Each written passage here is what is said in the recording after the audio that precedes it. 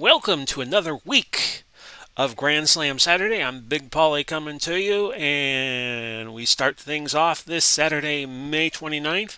Happy Memorial Day weekend to everybody, by the way, and this is the weekend in the United States where we honor our veterans and we thank everybody who has served and fought for our country. So please think of our veterans as the weekend progresses. And we start off with a Calgary circuit main event. It's Scotty 2 Hotty, who just won the World Junior Heavyweight title in Los Angeles over Antonino Rocca in the Los Angeles Monarch of the Mat qualifiers. He faces Chris Jericho. Jericho has already won the title.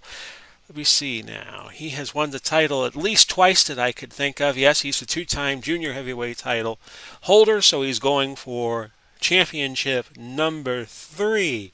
Let me just very quickly get in a little merch plug here. Probably not the only guy who has ever done wrestling and has had his own t-shirts and stuff. Big Paulie's World of Sports Sims last week just opened up a merch store, which didn't cost me anything because I use Streamlabs OBS and they kind of sort of give this away to you for free. They just take in some money when somebody buys a product. Go check out the following address on the bottom portion of your screen. That is streamlabs.com/Big Paulie's World of Sports Sims, as you see it laid out down here, /merch. That is streamlabs.com/Big Paulie's World of Sports Sims /merch. And with that, we'll get you to what has been happening with our matches in Calgary, Alberta, Canada. And they have gone as follows. As I just try to straighten something out on one of my other screens here. There we go. Just trying to find a balance where you could see everything correctly when we go a little further in. So now that that is done, we'll get you through what has happened already on the Calgary card, and it has gone like this. Ricky Morton over Makan Singh. Singh looks like he's heading for Atlanta, going to be traded down there for a wrestler to be named later. Morton wins at 7:51 with a body press. Buddy Colt loses to the Crusher, but it was by DQ. 9:53, Pampero Firpo attacked the Crusher. Stu Hart and Kenny Omega, a 30-minute draw. Good debut for Omega. We had the stunning news that just broke in the past couple of days that the Fabulous Ones are back together, with Steve Keirn having recovered from a major injury that he endured, several months ago. Unclear, and the media really didn't, the Tampa media did not really go into it, wink, wink, nudge, nudge, kayfabe, why he was hurt or how he got hurt. But apparently he went to see an acupuncturist, and he has come back into GSW several months ahead of time. So the Fabulous Ones were reunited. Kern was 100%, but Robert Fuller and Jimmy Golden held him to a double DQ, the team to a double DQ. In our last non-title bout of the evening, it was Randy Savage over Bob Orton Jr. by DQ. And that quickly took place at 2:53 as Ace Orton got caught using a loaded boot. And the last match before we took the air was the Blackjacks and the Hart Foundation. The Harts win by DQ. Once again, the Blackjacks taking shortcuts, but keeping their North American tag titles intact. So that brings us to our main event. Scotty 2 Hotty against the former two-time junior heavyweight champion of the world in Chris Jericho. Jericho's been in a bit of a title drought in singles competition. He has teamed up with the Big Show, and Jericho have won a couple of titles in GSW.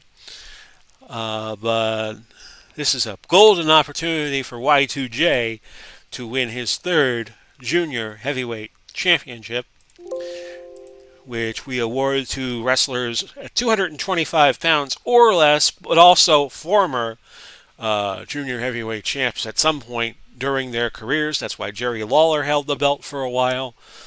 And with that, we will hit the action button, and Scotty 2 Hotty, the computer seems to think, will retain his championship. So we will move to our tighter tighter angle, and we will get started with this championship match. It is one fall, 60-minute time limit. Jericho is 0-1. He's only been in the ring as a single one time this year, 4. And Scotty 2 Hotty is 2-2. And he was wrestling out of the Los Angeles circuit. The bell has rung and we're underway. Auto control loss leads to a 2 Hotty arm hold. Auto control loss. So Jericho off to a slow start. Legal whip to the ropes by Scotty, the champ, and that's 6 more points off of the damage endured by Jericho. Ropes move, flying headbutt, and Scotty 2 Hotty does not get the pin there. Was the first pin attempt of the match at the 2-minute mark. A most unlikely champion in Scotty 2 Hotty. His ranking number coming into this bout is 106. Should it slip under 100, he has to vacate the title due to poor performance, and it will go up in the Battle Royal or tournament or something like that, depending on when that happens. So we had another pin attempt that was not successful. A hair pull by Jericho. Jericho not really caring a lot about what the fans want him to do. Scotty 2 Hotty getting the cheers and applause, but we don't think that 2 Hotty is going to be champion long. Legal knee by Jericho scores on the forehead of 2 Hotty. A pin attempt, it does not succeed. So it's 2 pin attempts for Jericho and 1 for 2 Hotty. A kick by Scotty. No action, fan interaction. And Jericho hearing the boos and it's getting to him. 5 more points off of his total. So 2 Hotty off to a good start, but you just have the feeling that Jericho might catch him before this 60-minute time limit ends. Turnbuckle smash by Jericho. And he's pounding away on 2 Hotty on the ropes. Punches used by Jericho. And it's leveling the playing field a little bit. Stomp to the midsection. That does not score the pin. Kick by Jericho. 6 points off. 5 points off for a legal turnbuckle move. Punch in the corner. And now an eye gouge, gouging that eye of 2 Hotty. Kick by Jericho. One time, Scotty 2 Hotty was highly ranked in the junior heavyweight division of the WWF. Kick by Jericho scores. Biting by Jericho scores. 4 more points off. We're just past the 8-minute point of the bout. We have Jericho leading by a few points. No action. Illegal choking by Jericho. Jericho goes for the drop kick. Could this be it? No. Too early for that. We're at 8:47 now, 9:23 into the bout. Drop kick again. Not this time. So 2 Hotty in some trouble already. Hair pull by Jericho. Not really a lot of hair to pull on Scotty there. Lion salt. And we have a brand new junior heavyweight champ, and his name is Chris Jericho. He becomes champion a 3rd time, and offhand, I believe only El Santo, Eddie Gilbert, and Antonino Rocca have been champs more than 3 times. Rocca has done it 4 times. And we have a title change. 11:27 was the time of the bout. As we go a little wider, there we go. So 2 Hotty was a champ, and he joins the list of the probably the more unusual junior heavyweight champs we've had. Mikey Whipwreck was a champ in year 1. Taz was a champion briefly in year 2. No, actually, I think that was also right around the time. Year 1. It was right around the time that Whipwreck quickly held the title. But Chris Jericho now goes on the road and becomes your brand new junior heavyweight champ. He wins by pin, and once again we have had the junior heavyweight title change hands, the 2nd time in 2 weeks. And that nets, let's see, it was 106.99. That gives Jericho 4 points in the rankings. And the time of the fall, 11:22. No, I'm sorry, 11:27. A 2 can look like a 7 sometimes. And the Lion Salt does it. Chris Jericho is your brand new World Junior Heavyweight Champ. And through the magic of what it is we do, it's not videotape anymore, just computer files. We take you now to Portland for the Monarch of the Mat Circuit qualifying final from there. And welcome to another installment of another portion, I should say, of Grand Slam Saturday, as we have now moved back to Portland for their circuit qualifying final. The combatants just about ready to step into the ring one final time to determine the qualifier from the circuit in Portland, Oregon. And we've had a few surprises in this tournament, but not as many as one would think. As I get all of this ready for you all.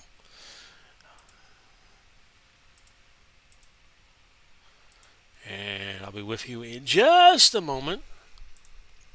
As we have had surprises, a few surprises, but not too many.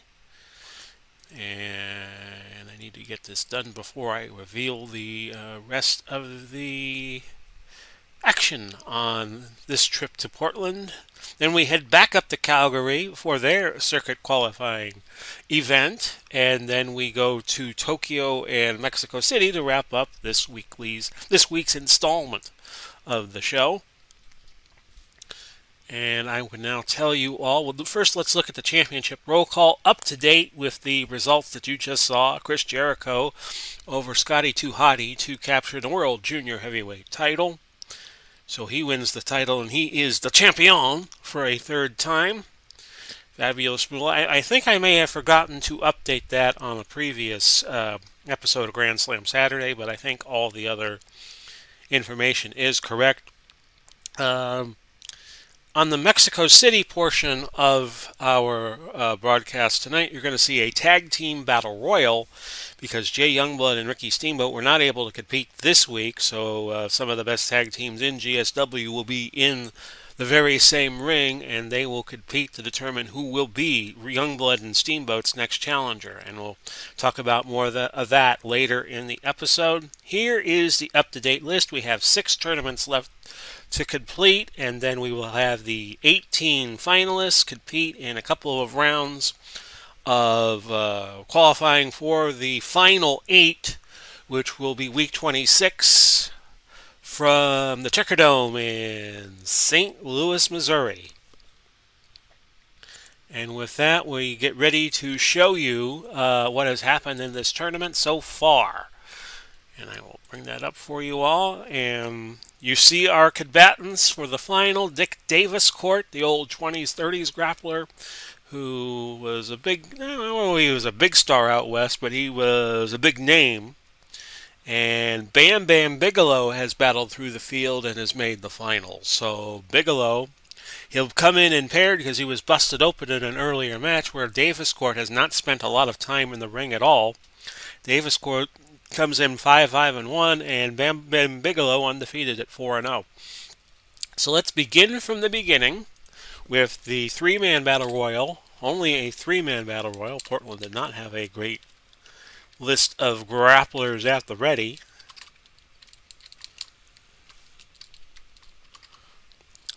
And this was week 20, year 4. We're wrapping up week 20.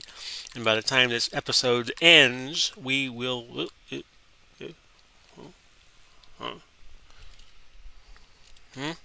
Okay. Helps if I look at the keyboard, right? There we go.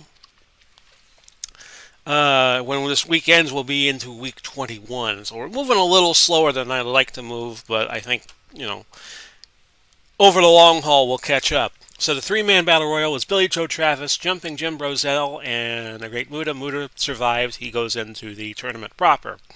In the first round, Kevin Von Erich and Dutch Savage drew, so Kevin advanced. Bam Bam Bigelow surprised Buddy Rose in the first round. Flying headbutt felled Buddy at 1930. Sant Hansen and Angelo Mosca went to a draw. Hansen advanced out of that. The higher seed always advances, which is why they compete the rest of the year for. And what they compete the rest of the year for, to get a high seed, to advance, in case there's a stalemate in a tournament bout. We had the Big Show upset Blackjack Mulligan, a 12 beating a 5. Show won by countout. Piper and Roddy Piper, Kenta Kobayashi went to a draw. Kobayashi will pick up a good number of rankings points for it, but Piper will advance. Toshiaki Kawada, Buddy Roberts. Kawada wins on a suplex. Gene Kiniski drew with Yuji Nagata. Kiniski advanced, and Dick Daviscourt knocks out the Great Muta by count out 6 minutes 15 seconds into that bout. So we move to the quarterfinals. Roddy Piper and the Big Show Piper, who kept calling Big Show Sprout during the bout, he wins 234 on a count out. Toshiaki Kawada was upended by Stan Hansen, and Hansen wins with a forearm at the side of the head. He needed to win to advance. A draw would have given it to Kawada. So Hansen, kind of like Julio Cesar Chavez, knocking Meldrick Taylor out in the 12th round back in 1990 in a great welterweight fight. Hansen does this to Kawada. Hansen advances. Bam Bam Bigelow upended Gene Kiniski by pin 33 minutes in with a headbutt, but he got busted open in the process in this match, which will put him at a disadvantage in the finals. Dick Daviscourt over Kevin Von Erich with a strangle headlock. Von Erich came up bloody by accident in his match with Dutch Savage, and that's what did him in the quarters. In the semis, Stan Hansen loses to Bam Bam Bigelow on a countout, just 132, and Dick Daviscourt with a fluky disqualification over Roddy Piper. Piper disqualified.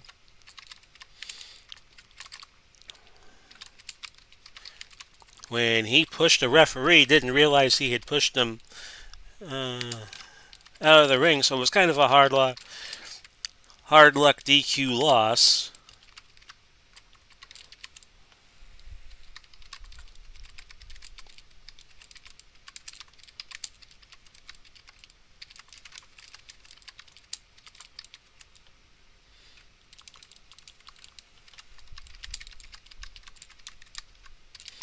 So that sets up our final, Bigelow against Daviscourt, to determine who advances. If Daviscourt advances, he's going to have a high seed. He'll have what now looks like a 1-3 shot of being the number 1 seed, because we do the final stage pairings by the seed they had going into the circuit qualifiers, and if there are ties, then we just do a random draw and just determine who faces who that way.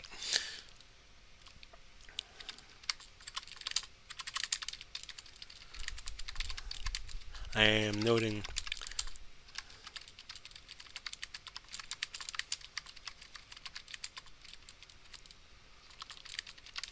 what happened in the Piper Daviscourt match. So we're set to go. This is one fall, 60-minute time limit. Should we have a no clear winner in the final, then Dick Daviscourt automatically advances. And as I say, he'll be a high seed in the final stage tournament. The only other number 1s to advance so far have been Hulk Hogan and Jerry the King Lawler. So off we go with this bout. Bigelow coming in 4-0. Daviscourt, who had a championship run or two so far in year 4 in GSW, he's 5-5-1. Not much separates these two wrestlers, but I'm going to go with Dick Daviscourt to be victorious, says the computer. So let's come in here and show you the close-up angle. Here we are. And off we go. Kick by Bigelow to start the match. Submission move. Remember, he's impaired. He was busted open in the quarterfinal bout, so he's got to be careful. And his stamina is not good. Very bad stamina, so Bigelow will fade rapidly, although that didn't hurt him in the semis. It didn't hurt him in that quarterfinal bout that he won to get to the semis. And then he quickly beat Hansen to make the finals. So, of this Portland tournament, Daviscourt using punches. Savate kick, no pin for Bigelow. Daviscourt has not been in the ring long, and that's a huge advantage when you go through the progression of these bouts. Submission move by Daviscourt, nope.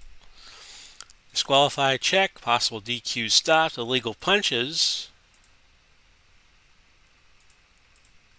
It's a -10 DQ setting, so DQs can happen, but they are rare. Legal elbow, no. And we have a pin attempt. Actually, it will be 2 pin attempts to 1. Submission attempt, that's not going to fly early on in the bout. Strangle headlock by Daviscourt. This is one of his pet holds, and that's your match. So Daviscourt did not have to work too hard at all in this Portland qualifying tournament. I don't think he had a bout go more than the 7:13 that this took. Let's see. His first bout went 6:15. His second bout, he went 25:47 with Kevin Von Erich, but he did not spend a lot of ring time in this tournament at all. So Davis Court advances. He gets, let's see here, 3 points for the win. And the time of the fall was 7:13. In fact, let me widen out and show you what I'm doing.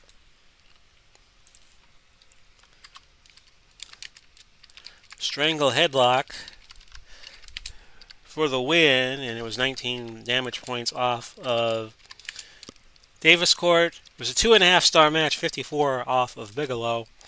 Quickly over, and Dick Davis Court is going to advance to the final stage of the Monarch of the Mat tournament. When we start with 18 in the first round, we'll have some other matches on the first week of the card. Then we come back the second week and we play for it down from 16 to 8.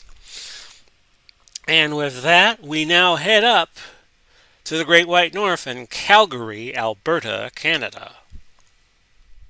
Now we're back in Calgary, Alberta, Canada, yet again for their Monarch of the Mat circuit qualifying final.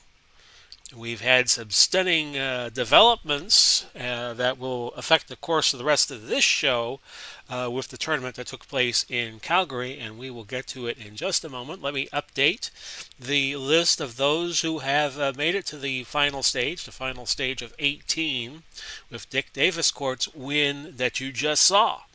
And now we'll show you who has made the finals in Calgary. Macho Man Randy Savage will face Captain Redneck Dick Murdoch, who's still a heel in Calgary despite moving on, and his babyface in Memphis. We'll explain how we got to Savage v. Murdoch for you right now. A 3-man battle royal was held for the 16 seed. It was Viscera defeating Tony Charles and Mr. Pogo to win the honor. Yeah, my microphone's down, right? Right. Okay. McCann Singh over Stu Hart with a foreign object in just under 20 minutes.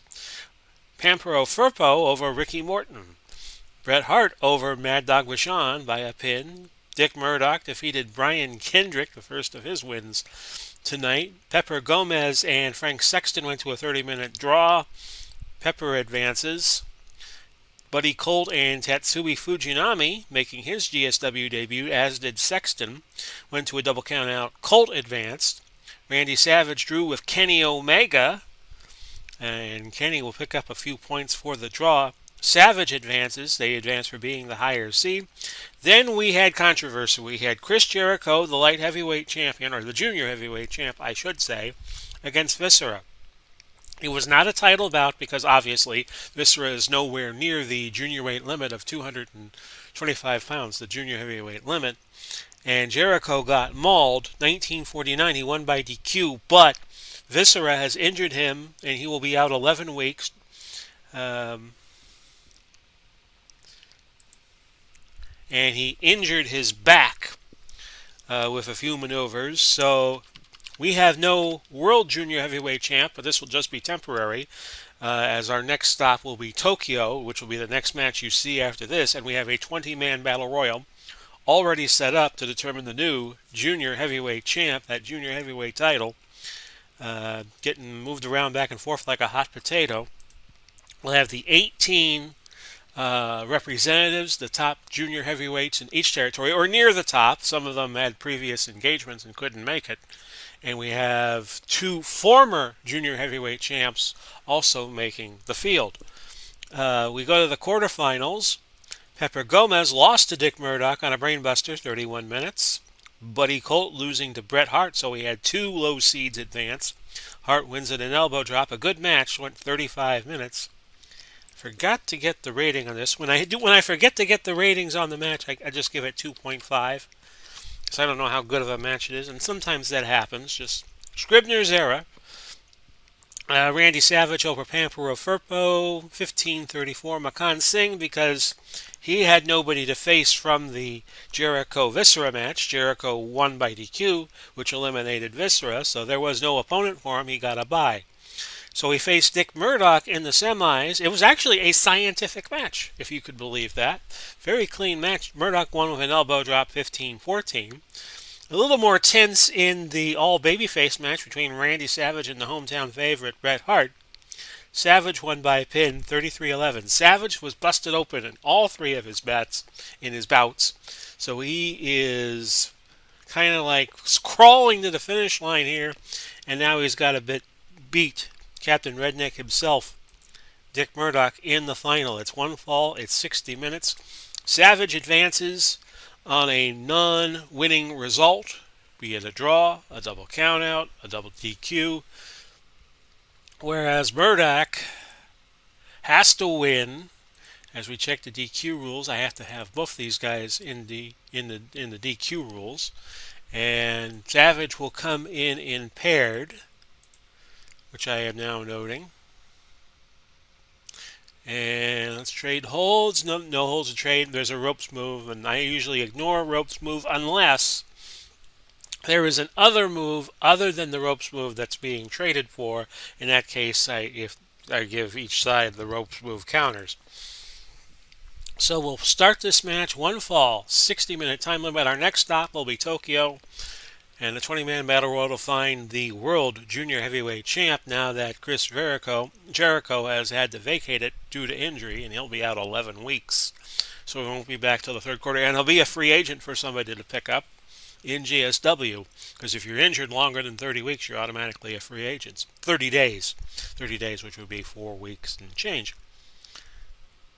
Savage appears to be the favorite, but like I said, his head is all bandaged, so we don't know about that. Savage comes in 6-1-2 for year 4. Captain Redneck is 4-2-2. Close in a little bit, and we will show you this Calgary final. And off we go. A kick by Murdoch. I would think that Murdoch is going to dictate the course of the action here. As a heel, Murdoch is 4-2-2, but he has also appeared as a babyface in Memphis. Punch is countered. Power move by Savage.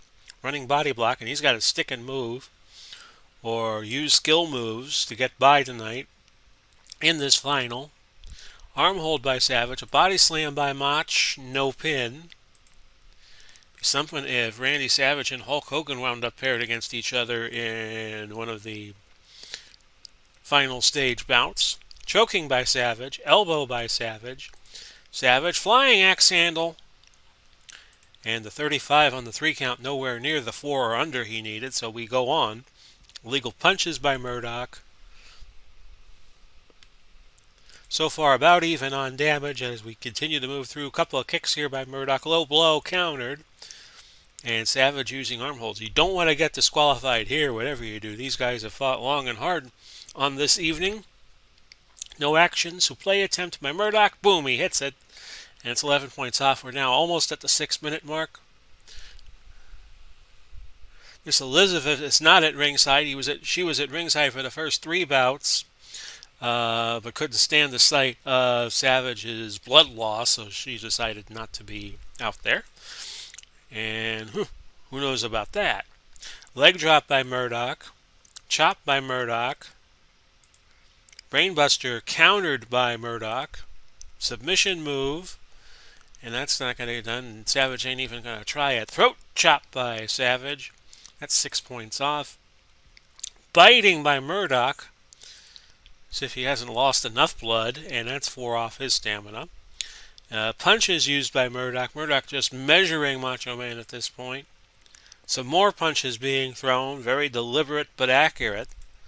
Kick by Murdoch. Brainbuster. This could be it. No. Savage with that extra instinct that he always seemed to have. Kicks out. Legal punches by Murdoch. We crossed the 10-minute mark. It's now... Actually, it's very close. It's 89-81. Savage just a little farther behind on damage. To play attempt. No. Legal elbow by Murdoch. Murdoch just measuring his man here. Pile driver. Oh, I gotta think this is going to be it, and it is. So, a very game Randy Savage loses to Dick Murdoch. Murdoch, who was the 5 seed coming in, is going to win the tournament, and he will punch his ticket to the final stage of the tournament. We'll have a round of 18. We'll have some bonus matches. We'll have a round of 16 after that.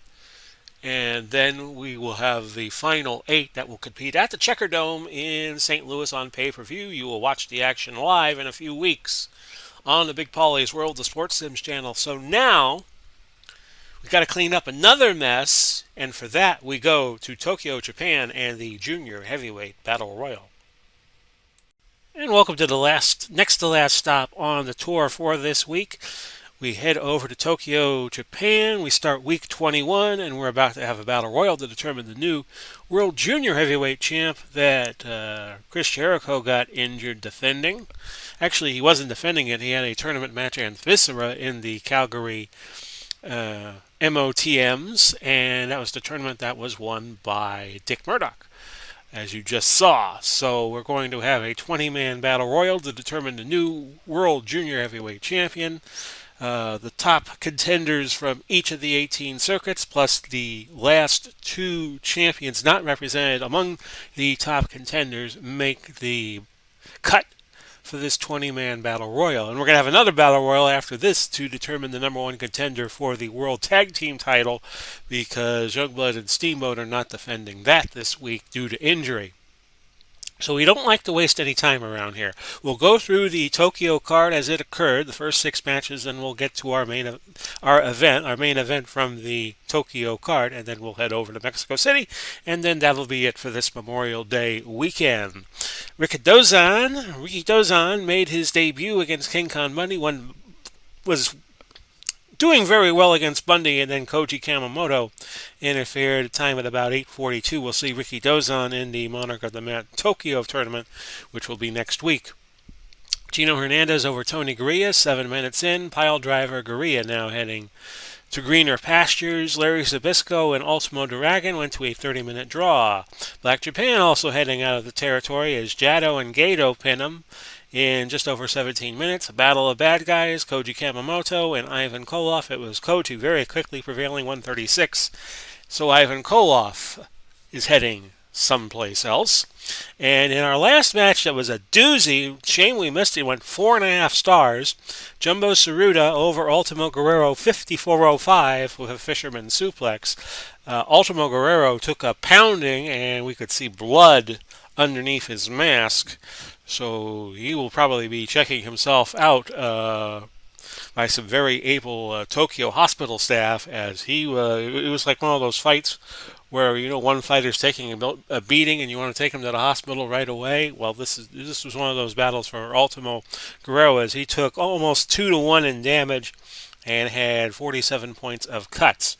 So that brings us to our main event. I cannot use the closer angle, because as you'll see, it crops off what I want to show you. So we'll go back to screen here, and I'm going to try to pull this in so it's center of screen. You see our last little match in the background between Tsuruta and Guerrero. We'll go over to 20 combatants. Antonio Inoki has never won a world title. Justin Liger, Pepper Gomez qualifies because he's at 225 or under. So is Bobby Eaton. Shawn Michaels, the Heartbreak Kid, trying to break through for his first title. A couple of old pros, Leroy McGurk, Danny Hodge. They've each been World Junior Heavyweight champs before. Hector Garza, highly regarded out of L.A. George Kidd is one of the great junior heavyweights that's never won a title, the World Junior Heavyweight title. Actually, he's more like a featherweight, and he's from Scotland. El Santo, 3-time and the longest reigning junior heavyweight title holder, looking for a 4th. Jerry Lawler looking to regain the world junior heavyweight title. Vern Gagne has never won the world junior heavyweight titles, won a few other titles.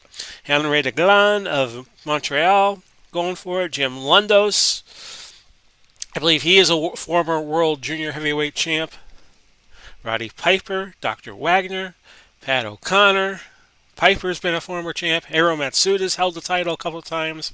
Scotty Tuhati and Red Bastien were the grapplers who just, within the last year, have been World Junior Heavyweight champs. So somebody's going to walk away with the title. It probably will be somebody who's held the title before.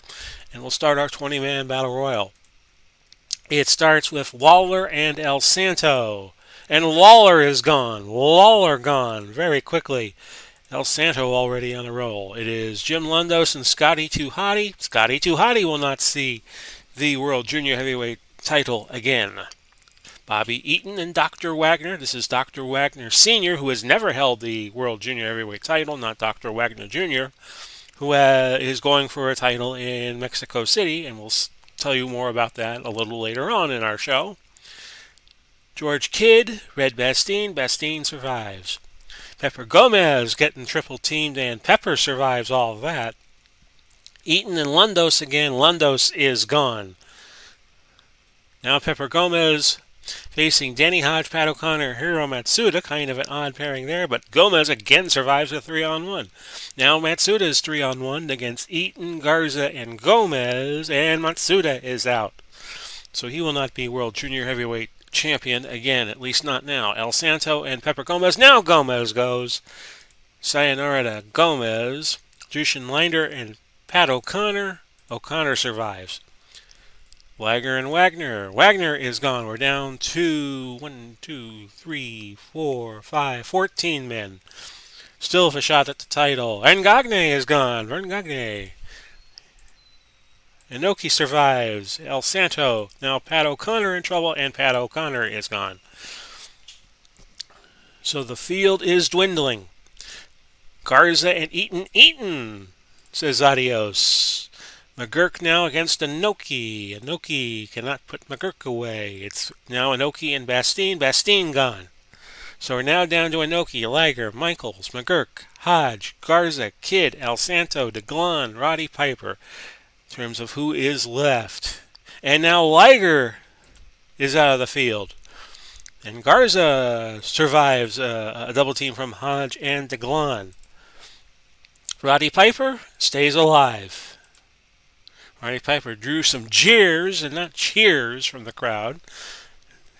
Tokyo not taking a shining to the rowdy one. Inoki, he survives another attempt, and he survives another. This time, it's McGurk trying to get rid of Inoki, and Inoki is gone. Inoki is gone, so it's now Michaels, McGurk, Hodge, Garza, Kidd, El Santo, DeGlon, and Piper. I think that is now, if my math is correct, 8 left. DeGlon survives a Garza attack. Michaels survives a Garza attack. DeGlon survives a double team. Sound like Steve Carell in that movie. What was that movie where he's a newsman and they just make him Bruce Almighty, I think it is. George Kidd survives. Hodge is out. Henry DeGlon takes care of him. It's now Garza and McGurk. Hodge is kind of the... McGurk is kind of a father figure to Hodge. Piper stays in again. Now Kidd, who's the lightest at about 135 pounds, soaking wet when you really get him out of the shower like 5 seconds out. DeGlon still in. Kidd is out. We're down to just a handful. We're down to 6. And now we're down to 5 as Michaels is out. El Santo, McGurk, Garza, DeGlon, and Piper. DeGlon survives. Piper does not. We're down to 4. McGurk, El Garza, Hector Garza, El Santo, and DeGlon. We're down to 4. Now we're down to 3 as El Santo has been eliminated. Now we're down to 2. So we're going to have either a repeating champion with Leroy McGurk or a new champ in Hector Garza. What will it be?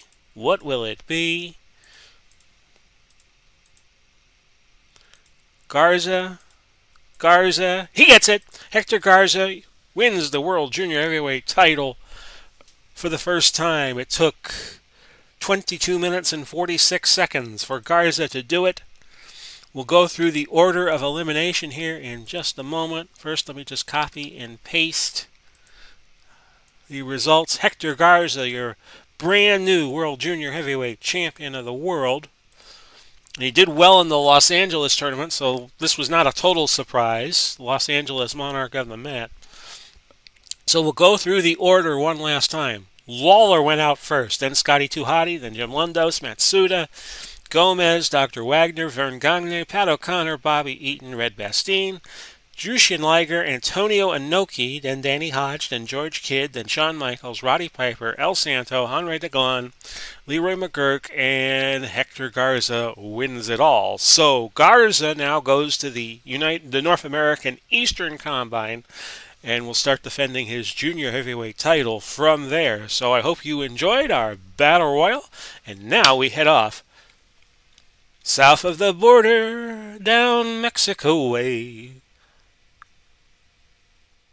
And our last stop for this GSW Grand Slam Saturday brings us to Mexico, Mexico City, and a 10-team battle royal to determine who gets the world tag title shot that you'll see here in 2 weeks' time, right here on Grand Slam Saturday from the Charlotte circuit.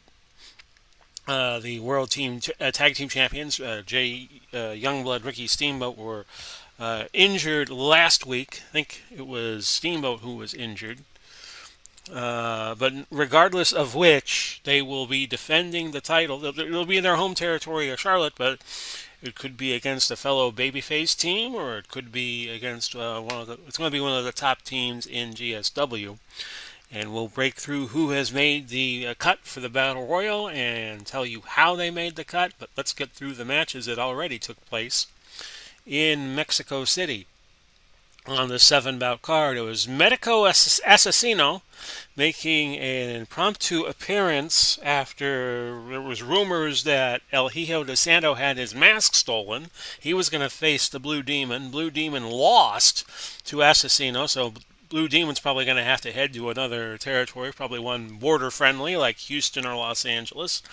Asesino wins 12 minutes 8 seconds. Asesino and El Hijo del Santo have a match already slated for 4 weeks' time. Mystico and Karloff Lagarde drew 30 minutes. Yvonne Robert over Big John Studd by countout. That only went 16:02. Tony Guerrero and Larry Sabisco against Carl Von Schatz and Kurt Von Hess. That goes a 30-minute draw. Ted Cox quickly loses to El Koenig in only 3 minutes and 13 seconds. And in our last bout before this one, Jack Sherry and Dr. Wagner Jr. went to a double countout in 7 minutes. Sherry keeps the belt. Jack Sherry, old roughhouse grappler from the 1910s to the 1930s, I believe. So you'll see your combatants here as I pull this screen down. They are the Road Warriors, who are the top free agent team. They get in on having the most belt points in all of GSW. You get 3 for a world title win. You get 1 for every regional title you hold, and the Road Warriors by far have the most. The Briscoe brothers get in, being the number 2 face tag team in GSW at the moment.